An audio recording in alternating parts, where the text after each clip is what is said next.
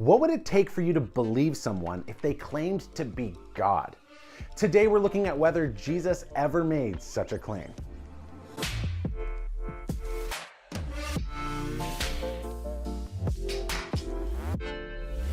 Hey, I'm Matt, and you're watching Truth Snack, a channel where we openly discuss the topics that matter most in life.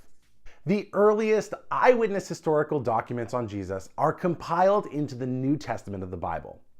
One of the fundamental rules when it comes to interpreting the New Testament is to try and understand it in context, meaning through the same lens as its original audience. So the reaction of Jesus' followers and enemies to his personal claims provide valuable clues to what Jesus was really trying to say. For example, when Jesus said, "I and the Father are one," to us that may sound as though Jesus meant he was so in tune with God, it's like they're one. But when you look at the reaction of the devout Jewish teachers who heard Jesus, they were furious and wanted to kill him. "You, a mere man, claim to be God," they said. Jesus' original hearers understood that Jesus was actually claiming to be God. Another instance is when Jesus told a paralyzed man, "Your sins are forgiven." Listeners were taken aback. "Only God has the authority to absolve people of guilt and from their evil actions," they exclaimed. So Jesus backed up his claims by not only forgiving the man, but healing him so he could walk. On a third occasion, Jesus was asked how he could know Abraham, who lived hundreds of years before Jesus. Jesus replied, "Before Abraham was, I am."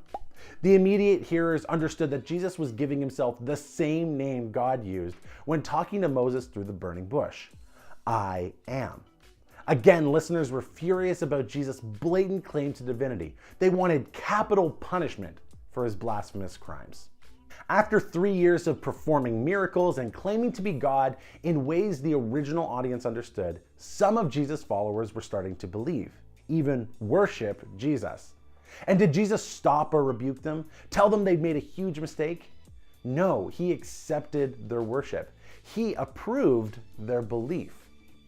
Today, some people argue Jesus didn't claim to be God because we have no record of him saying the words, "I am God, worship me."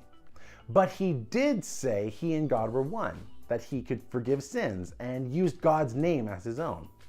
It makes sense that we might miss Jesus' claim due to our modern context, but when Jesus made his claim to his first century audience, they clearly understood that he was claiming to be God.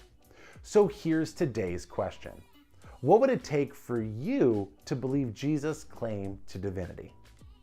Thanks so much for watching. Consider subscribing by hitting the Truth Snack logo that's on screen. And if you're heading out, why not find Truth Snack on all kinds of other social media platforms? See you next Tuesday.